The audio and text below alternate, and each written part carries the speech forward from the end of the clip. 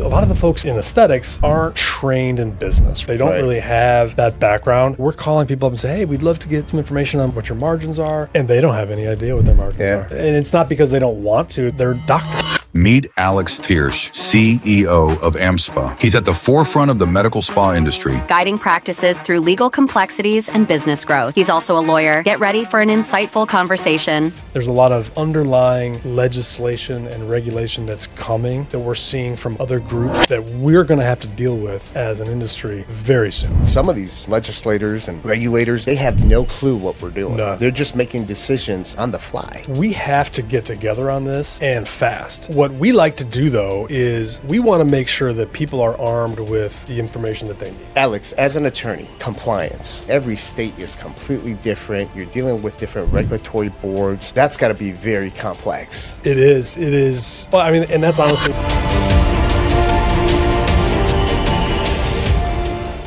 Welcome to another episode of a Healthy Point of View podcast. Today we have a guest. He's behind one of the big events that's for the medical spa industry, man. If you don't know this event, you're missing out. This is like literally the Super Bowl of any kind of conference in the medical spa show business. Today we have Alex Tiersch. Did I say that right, Alex? You did. You got it right. Man, see, I always try to not butcher names. I'm still taken aback by the Super Bowl of conferences comment. So, but that you can say whatever you want. It really is, man. You know, and welcome on the podcast. Thank you for having me. I really appreciate it. Absolutely. It's great to be here. We have tons of doctors that are part of our network that tune in, that have their medical spas, plastic surgery centers, wellness centers. You know, a lot of the wellness centers, IV clinics that. You know, they're trying to get into a lot of the medical spa services and modalities, and they don't even know where to start, you know? And obviously a guy like yourself who's put together this beautiful AmSpa conference is a good place for them to actually go and get a lot of this information. So, but first I want to talk about you and your background because you're an attorney. I am. A recovering attorney, I like to tell people.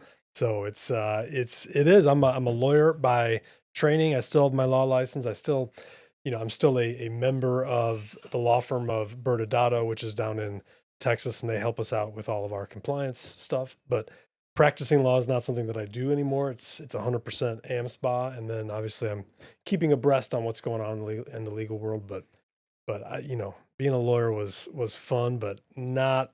It wasn't what I wanted to do with my life once I discovered kind of what else was out there. And I'm sure, you're familiar with that as well. Yeah, absolutely. Obviously being a fireman and switching into a whole different line of medicine. And, I've noticed something that's similar to an attorney that's a dear friend of mine that you know very well, Jeff Cohen. Yeah. You decided to create an association in the healthcare space for the medical spas. That's right. Well, he did the same thing with the American IV Association. Yeah, he did. Yeah. Why are attorneys doing this? You know what? Well, so I'm not exactly sure about his motivations other than I'm pretty sure he stole my idea. We're going to talk about that tomorrow morning. But I've known Jeff for a while, probably 15 plus years. And he was one of the first other attorneys in this industry that I had talked to and actually got an idea of how it all works. And for me, when I first met him, I had my own law firm. I'm not a born entrepreneur necessarily, but I knew I didn't want to work for anybody. That was the big thing is I wanted to have control over my own time. And so I had my own law firm. I quit my job at a firm, a good job at a pretty big law firm, hung out my shingle, said I'm going to do my own thing as a lawyer. Always thought that was going to be my career. And then ultimately through the course of things happening, developed AmSpa.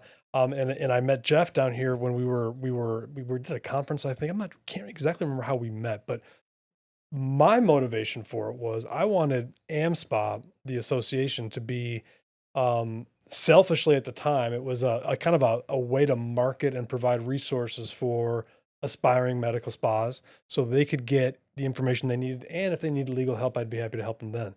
What I stumbled upon was this industry that was and wellness and aesthetics are different, but they're very similar, and we're starting to see them come together more and more. So I think there's a lot of parallels there.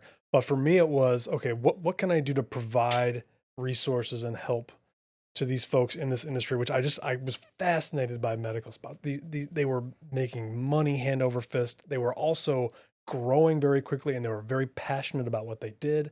And there was so much gray area and conflict with the laws that I could see there was some trouble brewing if they didn't get the right guidance. The other thing, other than Jeff and the firm I'm with, and maybe one other, for the past 10 years or so, there were no lawyers who did this at all. Wow. So we were very, very, very rare. And so that's why I started AmSpa, and it kind of it grew into this thing where eventually I was like, number one, I really liked doing it.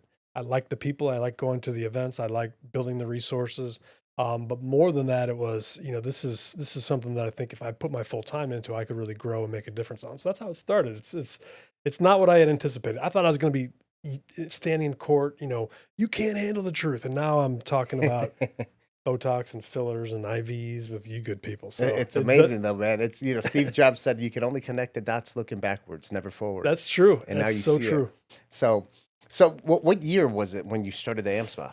So so I started AmSpa officially in 2012 is when we launched it. I had started something called the Illinois Med Spa Association before then, like 2009 or 10. And then that kind of morphed into AmSpa because of all the requests I was getting from other people in other states. But we're going on 13 years in existence. Wow. And I mean, when we look at the AmSpa, it's not just going to this beautiful exhibit hall with all these vendors and stuff. Yes, that's a huge plus. And the vendors there, they dump a lot of money into making sure, people have a great experience. Even the parties, man. It's we're topping ourselves this year too, man. Oh, really? Oh, yeah. Oh, I'm excited about that Can't one. Wait. So every year is fantastic. So if this year's better, it's going to be at a whole nother level. But there's a whole nother component that's very important to talk about. And it's the educational tracks that you guys have. Yeah. You guys do accredited type of education where people can get their CMEs. Yep. So, and every year there's a variety of different things. And I remember just a couple years ago, we went out there, Liquivita, and we did a wake up and learn where they provided breakfast for everybody. And we filled up the whole crowd there, man. And we were talking about IV nutrition. And I remember, your team, this is, we're getting a lot of questions about IV vitamin therapy. These people are integrating it into the med spas. So let's talk about some of these courses and like, what was your idea putting a lot of these classes together? Well, so it's interesting because it's difficult, right? So this will be the 8th year, I want to say, for the Medical Spa Show, which is what we call the show. The Medical Spa Show presented by AmSpa. AmSpa is the association, right? So we're the Association of Medical Spas. We've got about 4,000 members nationwide. This is the show that we put on kind of for the industry, try to get everyone to come. And we do. We get, a ton of people come, and it's been great. But it was born out of what you just said, which is education. Primarily when AmSpa started and when we started doing events like this one, the Medical Spa Show, it was all about how a lot of the folks in this industry in aesthetics aren't trained in business, right? They don't really have that background. They're trying to figure it out as they go. So we really focused on the business aspect. The other thing that we wanted to do is really take deeper dives and say, okay, what can we do? Like is really the things that people are thinking about and worried about when it comes to running their business. Obviously, we have a whole bunch on compliance because we have a whole law firm supporting us. So we'll have a whole day pretty much where we just run lawyers up there talking about different issues from different states, different pain points. But the main thing is, how do folks learn how to run their business, add different treatments, how to do things correctly from a supervision delegation standpoint, how to actually do the treatment. So we've added since we've started added a ton of components on clinical treatments actually. So we bring in some of the best doctors and providers from around the world, and they provide information on whether it's injections or IVs or wellness. And it's really become kind of this thing where every year now it's interesting because we have to try to, number one, lay enough of the stuff that we've done in the past out there again, because a lot of the folks are coming into the industry for the first time, like you mentioned. This is the first time they're seeing AmSpa, the first time they're seeing a lot of these courses, and so we're running a lot of them back. But at the same time, we want to make sure that we're doing enough dynamic new things where someone like you who's got a business can come in and actually learn something. And some of these med spas that have been out for 10 years and have, 50 locations, what can they learn? And so it's all about finding that balance, and but it's exciting because what we do is we spend a lot of time just talking to folks. Like what is it that you're looking for? And we've talked to people who have IV bars and IV clinics, and what is it that they're looking to add, and what are the pain points, and what do they want to know? Who do they want to hear from? And that's how we kind of build it, and we just go from there. But it's a long process. We're already working pretty much on next year at this point. Oh, wow. Yeah. Yeah, I tell you, going to your conference, I know you guys have your ears open because you guys are listening to what people are requesting and asking for. Everything. And part of that, because I go to a lot of different conferences, especially in the functional medicine space. Mm-hmm. And one thing that I'll say that's extremely different with your conference versus others are the business tracks that you guys have, that business educational tracks. I mean, you're talking about people going up there explaining how to actually read and comprehend a P&L statement, right? You're talking about people going up there and explaining how to implement a membership program for your different services that you have. Not just one membership program, but several different ones that fit the need of the different demographics that you have coming into your door for your business. That's right, So, that's something that where a lot of these medical professionals, how you said earlier, they're fantastic nurse practitioners, PAs, doctors, medical estheticians. But when it comes to the business side, they're missing that. So, and I see a lot of these clinics actually bringing their office managers there. And it's not just, the medical professionals, but they're bringing a lot of their front desk staff so they can learn as well. And that's what we try to really strive for. It's difficult to come to these conferences. They're expensive. This was in Las Vegas at the Wynn. So it's a nice property. We know that there's a commitment there. You've got to pay for travel. You've got to come out there. We want to kind of provide something for everybody. So folks will bring their entire teams, their entire offices, and we give good discounts for people that do that too. So it's an incentive. But the thing is that we really want to do is we want to provide information not from even people like me or consultants. These are owners of med spas who are doing it right now. Right. And you've been to the show, and one thing that's really cool about this industry, and I think it's similar with wellness too, is the people are very, very willing to share. It's like you said it right. They get up there on stage and they're just sharing their secrets. This is what I did, down to language in contracts, and everybody is very open and supportive of one another. And I think it's a consequence of the age of the industry. We're still very young. We're still trying to find our footing and where we're going to fit in the whole medical community and aesthetics with, plastic surgery and derm. Right. And so the people that come are just so excited to talk to others in their space. Our focus is only on, medical spas, which is non-surgical aesthetics, right? So there's no plastic surgery, which again, nothing against that, but we don't talk about plastic surgery. We don't talk about kind of the derm side of thing. There's no insurance. It's all aesthetics. And that's where I think people get excited about it. And the vibe is really cool, which I think is the best, because everyone is just so, it's like, I would love to take credit for that, but it's the industry and the people you bring these folks together, and I'm telling you, it's so much fun. I can't wait. Every year I'm just blown away by the passion and the excitement and the positivity and the level of support that people give one another about everything. I love it. And when it comes to the wellness and also the aesthetics industry, there's just so many great looking people all in one place. Well, there's hand sculpted, Seriously.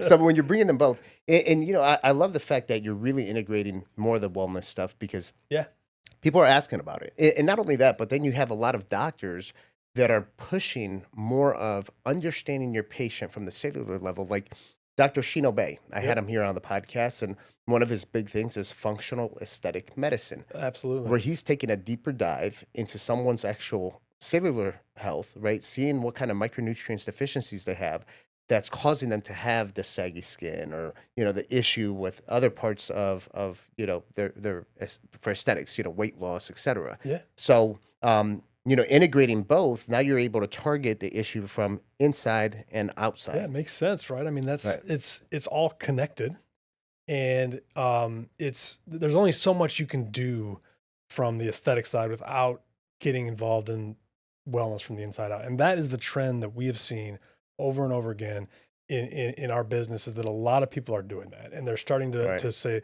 look, it's not just about coming in for fine lines and wrinkles on your forehead. Yes, we can do that, but that's going to help that. But is that really going to solve the problem? Right. And really what aesthetics and wellness is all about is you're empowering the patients once more so they can feel kind of better and confident about themselves. That's why I mean the industry is so fun, because not only are we a community, but and you know this too, when you help these patients, you're transforming their lives. Yeah. And there's only so much you can do with the looks before you have to get deeper. So it's not just, GLP-1s and weight loss. Okay, what are you doing for muscle mass? What are you doing mental health wise, right? What are you doing so that they have the right nutrition? They have all the nutrients that they need. All of that stuff is coming together. And it's for the past probably 5 years, we've seen the, quote unquote wellness and aesthetics have been coming together. And there's no question in my mind that's going to continue. That's Yeah, where the I future agree. is. It really is. And there's no reason it shouldn't be. I mean, that makes sense to me. It Right. all makes sense. It really, it's a very, very good partnership amongst two cool industries that are very similar, but also very different. Yeah. Yeah. I mean, you're looking at the body as a whole, right? Yeah. The interesting part with the wellness and aesthetics is all out of pocket pay, right? It's Yeah. cash. So it Yeah. kind of fits. So, Alex, as an attorney, right, getting into this medical spa space very early on, compliance. Mm-hmm. There's always a lot of questions. Every state is completely different. You're dealing with different regulatory boards. You're dealing with different regulatory bodies, Board of Medicine and the pharmaceutical Mm-hmm. board. Um, that's got to be very complex. It is. It is. Well, I mean, and that's honestly why I'm here, sitting here. It's because it's interesting. I've had folks ask me, you're an attorney. Why are you leading the American Medical Spa Association? Why isn't it a physician or a nurse? And I've thought about that a lot over the years. And it's like, I don't think it would have worked if I wasn't an attorney, because that's the thing that most people are trying to grapple with right now. Right. Are these different regulations and laws in every different state. And I think what I'm really trying to do right now is there's all those laws are out there. And you said it perfectly. Every state is different. A medical spa, along with even a wellness center, you've got 4, 5, 6 different practice areas you're dealing with, from medical board, nursing board. You guys deal with the board of pharmacy a ton. We're starting to deal with that a lot as well. Not to mention opinions that are coming out and lawyers that are involved. It is so complicated. I've had conversations with folks in our law firm where we'll talk about something and we can't even really necessarily agree on what the lay of the landscape is. So we want to give kind of general advice and say, look, this is what we think is going on, but it's Right. really challenging and it's going to get even worse. I want to make sure that everyone knows that there's a lot of folks out there. There's a lot of underlying legislation and regulation that's coming that we're seeing from other groups that we're going to have to deal with as an industry very soon. Are you involved with any lobbying efforts? That's where we're going right now. Okay. And it's more out of need than want. I mean, I've been involved in advocacy before. It's a really tough, It's complex, yeah. tough pond to swim in. But there are active lobbyists on the other side who are introducing laws, trying to influence some of the regulations that will make it a lot harder for not only med spas, but wellness centers to operate, really restrict RNs and things like that. You know what's scary about that is that I've seen it, obviously being the chairman of the American IV Association, some of these, legislators and regulators that are trying to regulate what we have going on, they have no clue what we're doing. None. They're just making decisions on the fly. Well, how could they? They've never been to a med spa, Right? They've never been to an IV bar. They're hearing from somebody that is saying we need XYZ, right? And So they're taking the information that they're getting from whatever their source is, and that source oftentimes is not going to have our best interests in mind. And that's what we're seeing happen right now. Is there is a movement, and that's why I'm glad we're talking about this, and I'm glad we're going to be talking about it a ton at the Medical Spa show. Is that, and this is why I've been talking with you folks at AVA and the association, because we have to get together on this, Right. and fast, because there are things happening right now where we're going to see some legislation introduced this year. We're going to see some moves being made that are going to try to make it a lot more difficult, and in ways that I don't think are logical, helpful, or reasonable. To your point, they're not based on what we do. It's just because there are other groups out there that are threatened by the growth that we've had, that want to carve out their own space and make sure that they're kind of elbowing folks out. And that is something that we've got to deal with. And that's why I'm getting into lobbying. This is the year where we're going to be doing lobbying in various states, and mostly though, just trying to catch these things when they are filed and when they're brought up, so that we can at least have a seat at the table. Right, right. And this is the important part of people coming together, right? All of these medical Yeah. providers and becoming members of the association, you know, because when these things start to happen, this is not something that only one person can kind of put up a fight. You know, we got to No. create that one strong voice.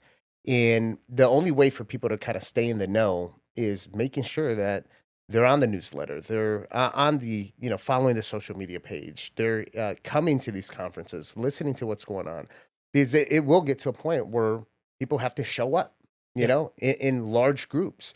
Especially, Yeah. I mean, we're seeing it right now with the Make America Healthy Again movement with RFK Jr., Mhm. right? Where, you know, they're pushing for a lot of the things in our industry in a positive way. But I was just talking to Dr. Bob Goldman, Mhm. co-founder of the A4M. He's working closely Yeah. with Robert Kennedy on some of these things. And really, it's us, everybody, you know, from the wellness side, the A4M side, the AmSpa side, coming together and backing each other up. Absolutely. And it's what you made an interesting point is that if we don't have our community together, and that does mean more members, it means more people to be able to write letters, to call legislatures. The thing that has really taken me aback is that a lot of these laws that will go into place, and again, I think what you're saying about what's happening on a national level is great, but these laws are made on the state level, right? Right. State and local.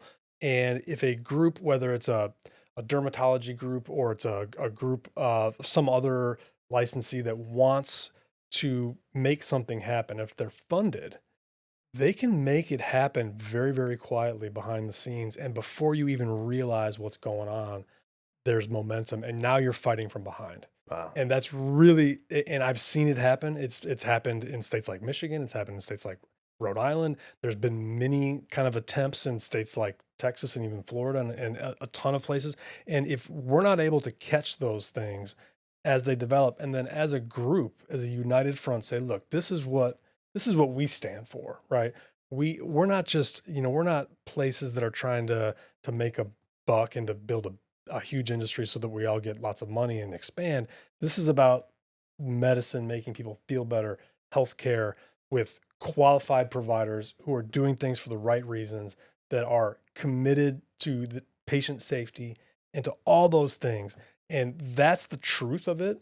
And we've got to push that, and we've got to push it very, very soon. Otherwise, someone else is going to make these rules. Right. And we're not going to like the rules they come up with, because it's one thing on the national level, but if something in, New Mexico comes up, that's going to have an impact on all of us. Right. And we've got to get in front of that stuff Yeah. immediately. Yeah.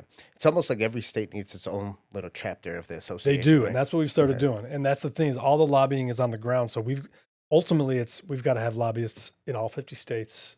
We got to be tracking everything in all 50 states to make sure that we Absolutely. have it. And then more than that, what do we push on the offensive side to say, look, instead of just reacting to all this stuff as it comes in, let's set the table and let's come together with our own plan, our own proposal, and say, instead of having to kind of be reactive, let's put forth, what should the standards be? What should we be doing as an industry to regulate ourselves to make sure that we're safe and that we can prove to everyone else that we're safe. And the big thing, and this is also a public relations campaign, the public needs to know. I don't know if you've seen, there's on the news, there's continually these stories about med spas who are doing things out of their Unlicensed, apartment. It's just, and it Hey, kills me. we're here in Miami, so we get a lot of it. This is a lot of it is here. Not all of it, but a lot of it. No The question. Cuban or Venezuelan doctor, Yeah. doing stuff out of the garage. So we got to yeah. get out and tell the public, like, this is what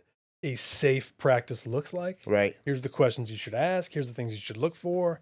And set that playing field ourselves, because that'll do so much. Yeah. As opposed to just trying to fight these things as they come up. Like with the American IV Association, one of the things that we do with our members is we're putting them through like a certification program. So then, people that want to go get an IV at a clinic, they can find some of these clinics online. Absolutely. Which you guys have clinics that are we're doing that too. We're starting that push this year. That is absolutely necessary, because that's the antidote to a state coming in with their own certification that is proposed by others. And the minute you get involved in state efforts to create, it's a nightmare, because you've got everybody and their brother throwing money, and the law that comes out of it tends to be not the best, as we know. So we've got to do this on our own. I think that's amazing that you guys are doing that.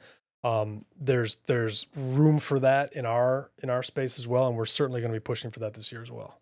Yeah, and for the medical providers listening, I want to put emphasis, like if they've ever been to the AmSpa show in Vegas, it's not only because you went once that you shouldn't go again. It's like you need to keep on going, because things are always consistently changing. We're talking about compliance.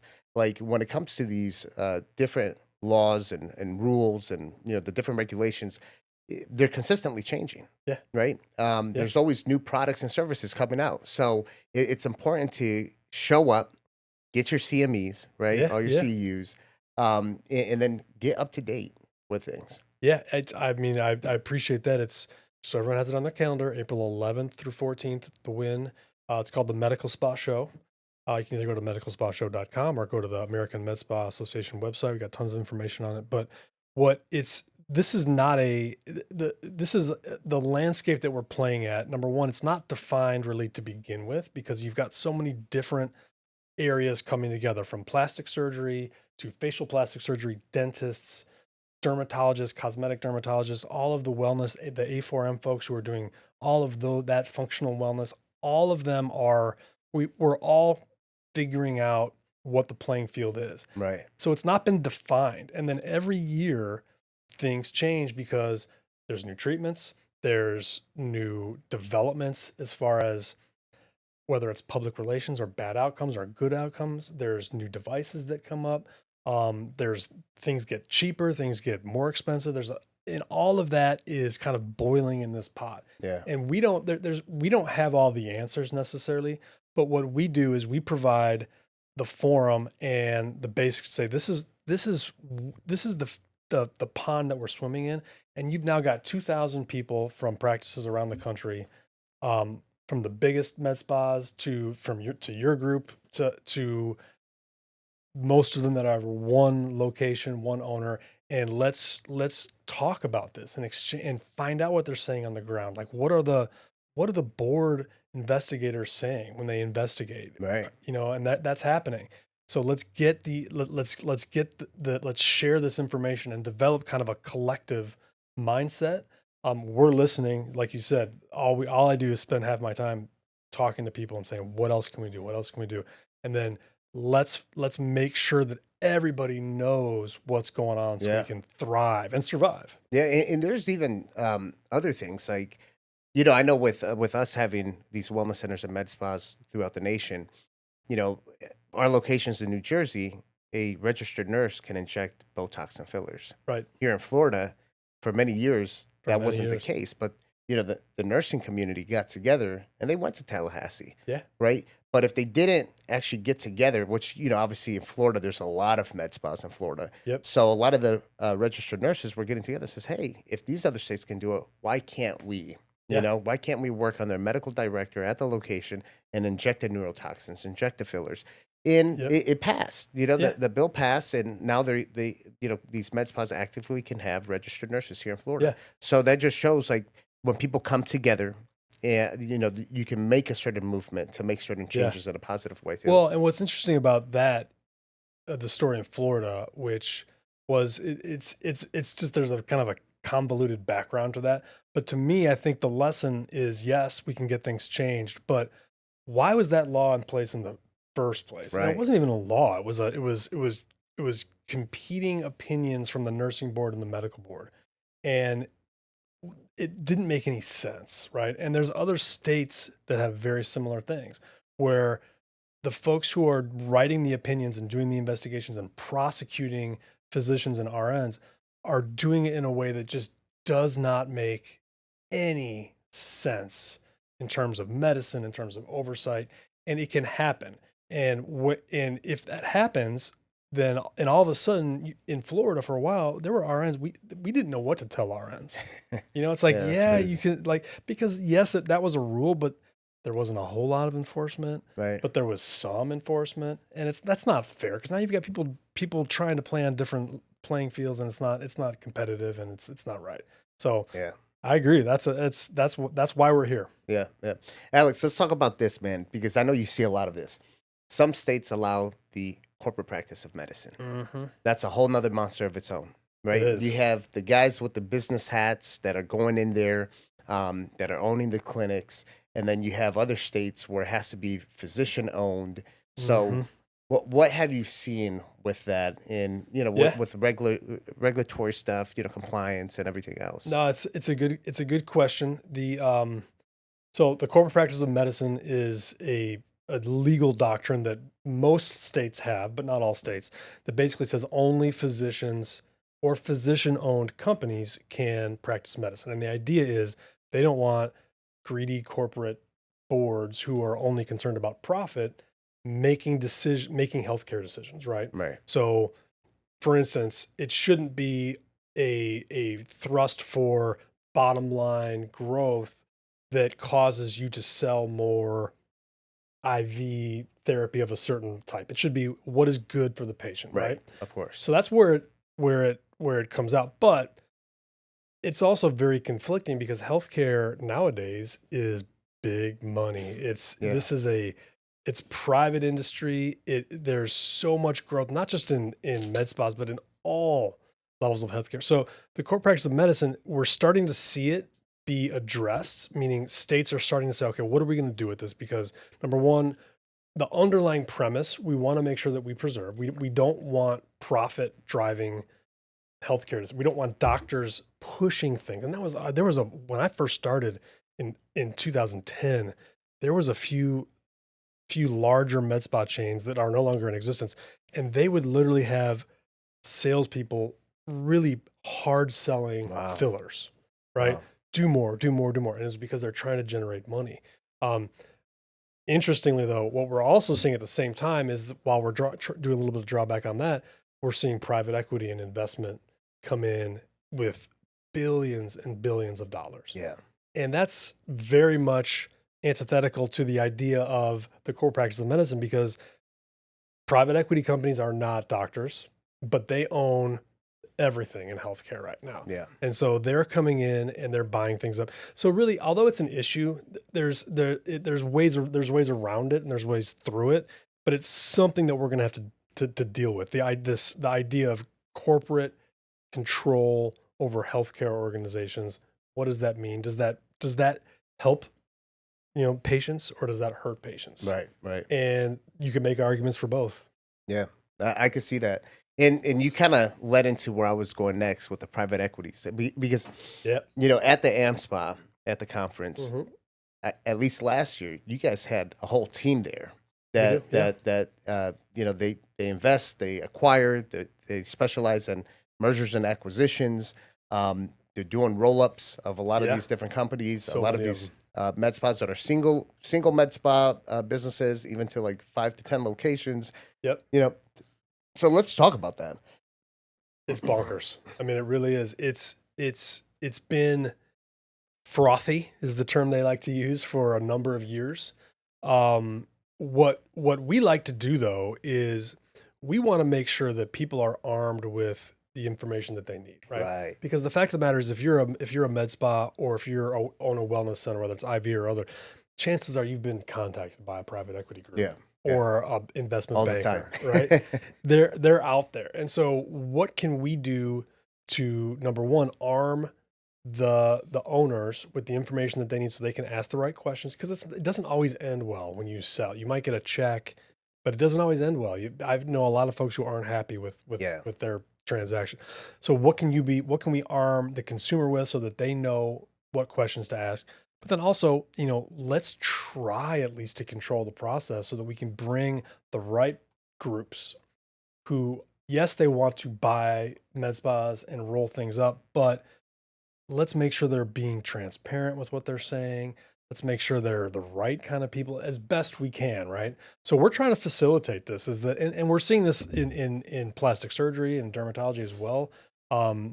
This is happening. And so what do? How do we control that? We can't. There's no way to control it, but we can try to educate people. And that's the main thing, is like, we'll bring these folks in. There's 20 to 50 companies that are buying med spas right now that'll come to the show.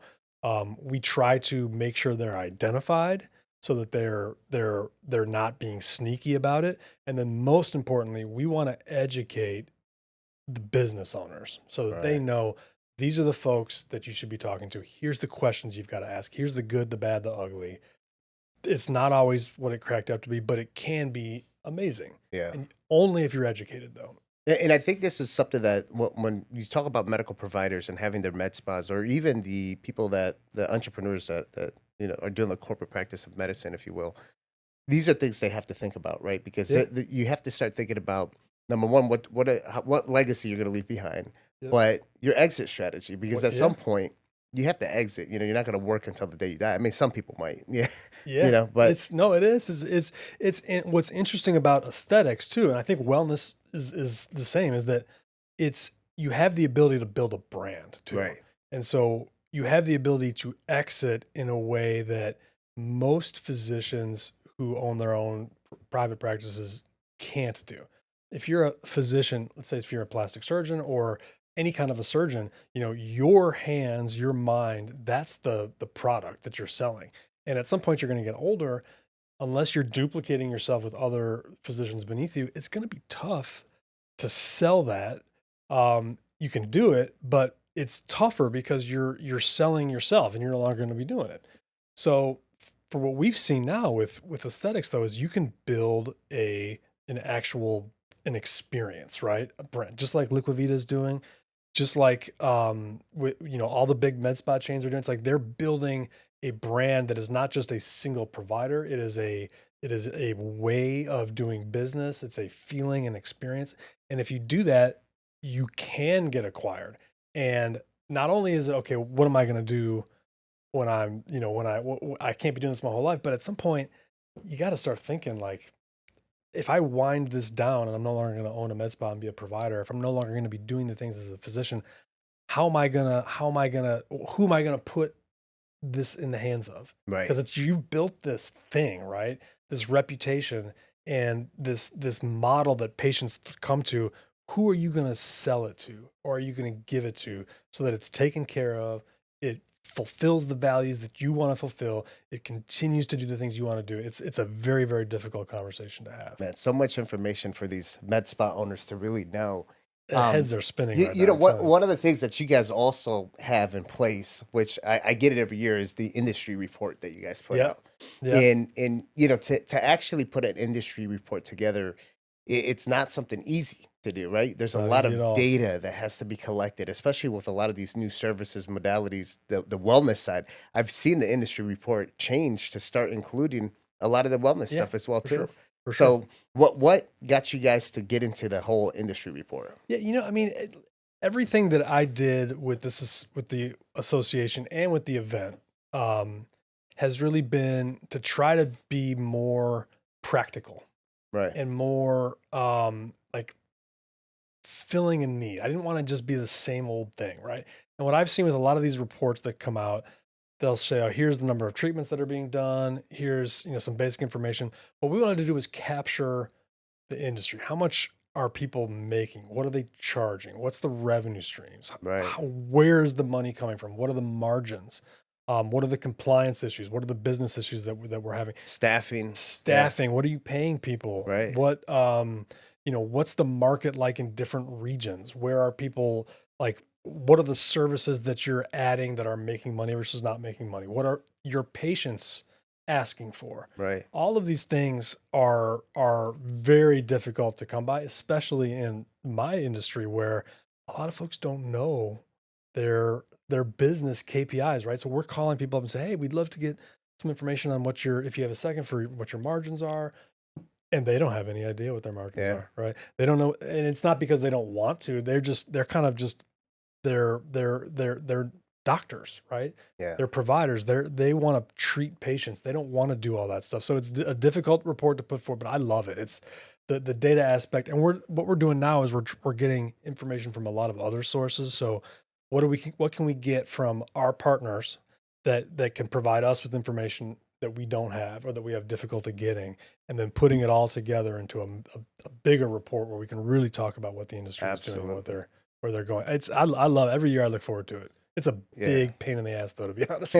I can only imagine, man. So Alex, let me ask you. I know when I go to some of these other conferences, people come in from all over the world. Are you starting to see a lot of international? We are.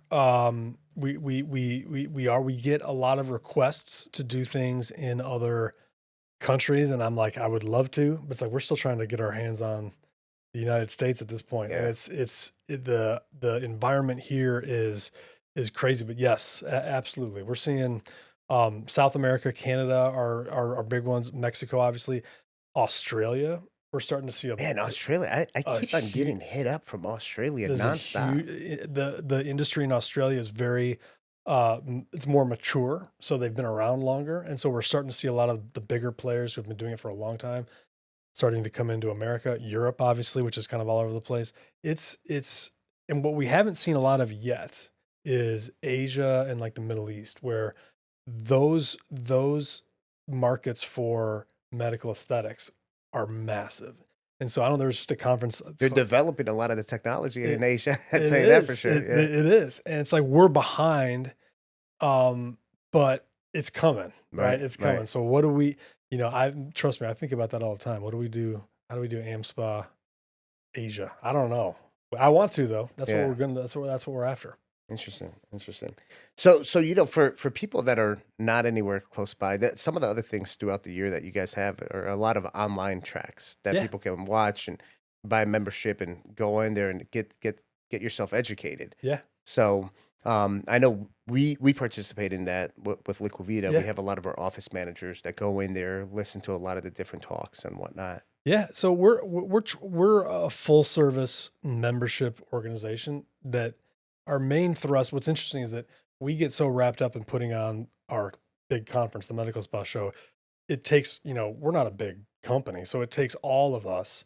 But really what our main offering is education. Education and community are the two things that we really want to provide. So what do you need to learn? So online training is huge. We do a lot of live training where we'll do our medical spa boot camps, which are business training boot camps where we go around the country and teach folks how to, what a P&L is and how to do a marketing plan. But then all the treatments as well. We'll have all of our partners will come in and do advanced training on injectables and complications and dealing with complications and all those things. So it's just about how do we provide a place where people can go to get information. And then the compliance side is where we really do a lot of our work, not only, but a ton of tools on, whether it's forms, toolkits, things like that we're constantly developing. But yeah, we're trying to do more of that. I don't want us to be known as the conference, the AmSpa Medical Spa Show conference, which is great, but that's not really what we're about. What we're about is state chapters, right? We just started state chapters. So we've got several state chapters launched where people are starting to meet. Nice. Together within their own state and do their own things. We're supporting that financially and making sure that they have the resources they need. That's really what we're after is let's build these communities on a state level, communities within practice areas. So PAs or nurse practitioners can get together and talk to one another. That's what we're trying to do more of. I love that. I love that. So, Alex, who's the title sponsor for 2025? You know, we've gotten, it's interesting you say that, because I was thinking back 2018 when we started, 17 I think was our first year. Like, we were just begging sponsors to come, and like our big sponsor, our big partners, Allergan is a big sponsor of ours. They obviously make Botox and fillers. Galderma, MERS, Care Credit, a lot of those. I mean, we have all the big ones. So we don't really have a title sponsor, I would say, though. Allergan has been big for us. Who's put it on the party? Well, that's MERS. So that's MERS. MERS is doing so that one. MERS is the primary sponsor At the of the XS MERS Club? They're doing it this Club year? XS. Yeah, we're shutting down the club again, taking it over. And I then, love but that. we've got a lot of other sponsors for the party as well. Yeah, we're blowing that party out. Like, anyone and everyone is. You come, eat, drink. Everything's on us. It's like, you got 3 hours. It's a fun time, man. Like, just like let loose, have some fun. If anyone hasn't experienced that, they have to be there. And I So think much it's typically on Friday, right? It's the first day of the event, the first formal day of the event, and then that night is the party. And it's just, people say, oh, I got dinner plans. Like, no, we have so You much have to go food. there. I mean, drink. It's just so much stuff. It's just, and it's awesome, and everybody's there. There's And you're 1,000 connecting, people and there. you're seeing the doctor who's always like, very stuffy with the white jacket, all of a sudden dancing and breakdancing. All the vendors are there. We You know? invite all the exhibitors, so all their people. I mean, so it's like everybody comes and just, drinks on us, and like let's do it and have some fun. And It's a good time. And I mean, last year I remember, myself and Carlos from my team, we were walking around and they were handing out that somebody was doing a raffle and giving out like Louis Vuitton purses. Oh yeah, it was crazy. We do all kinds. We do that too. So we try to get people to come to the exhibit hall.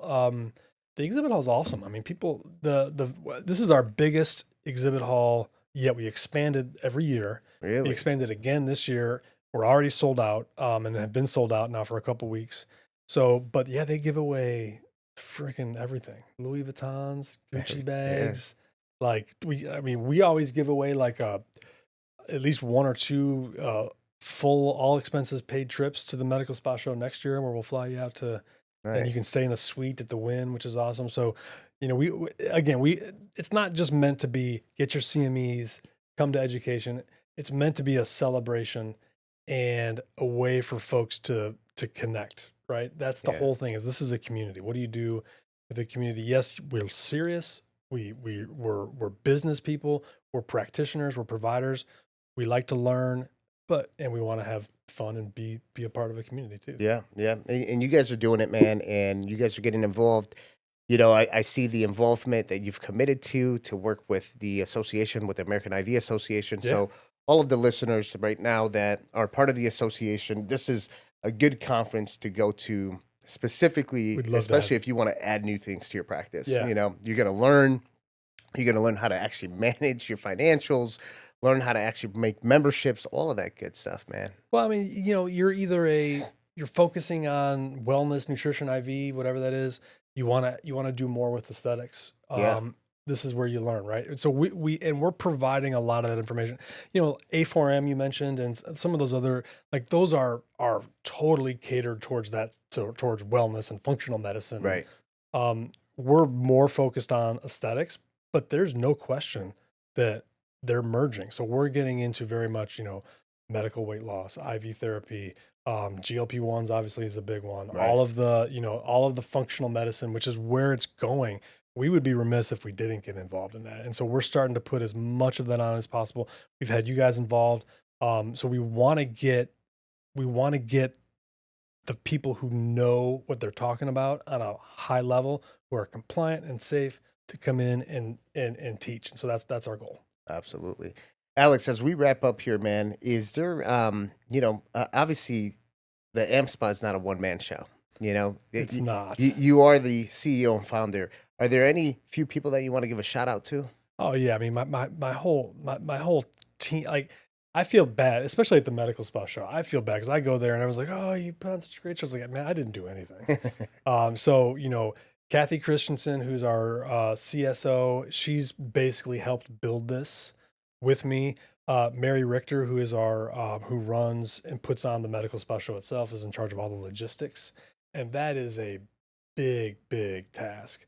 But at the same time, it's our entire sales team. So Natalie and Cassie, they're doing selling all the booths and making sure we have a good experience.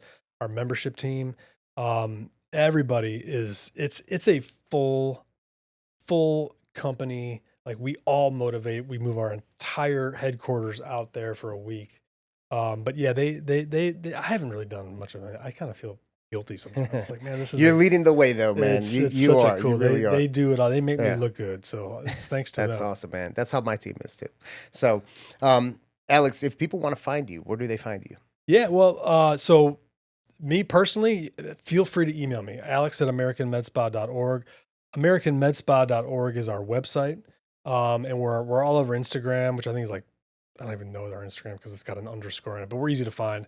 Medicalspashow.com is a good place to go for information about the conference. But we'd love to have, we need, I hate to make a plea for members, but we need members because, man, this stuff is coming and we got to be ready. And Right. so we'd love to have folks take a look. We're working very closely with you guys at Ava, and I think we're going to be doing more in the future because we need to. But yeah, check us out. We'd love to have you. We'll include all those links, also the Instagram down below. And last thing here, Alex, if there's one person that's listening to this podcast that kind of resonates with a lot of the stuff that we said, who's never been to the AmSpa before, and they're kind of on edge, what's the one thing you can leave everybody with?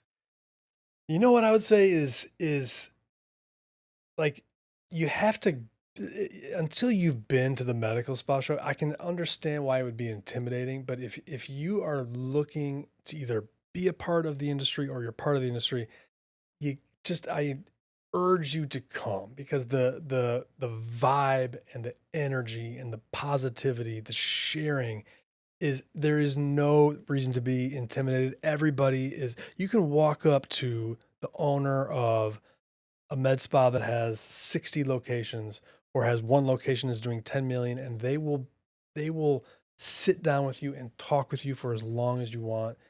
And that's the part that I really want people to make sure that they know. It's like, it is such a positive, fulfilling, incredible event just because of the energy.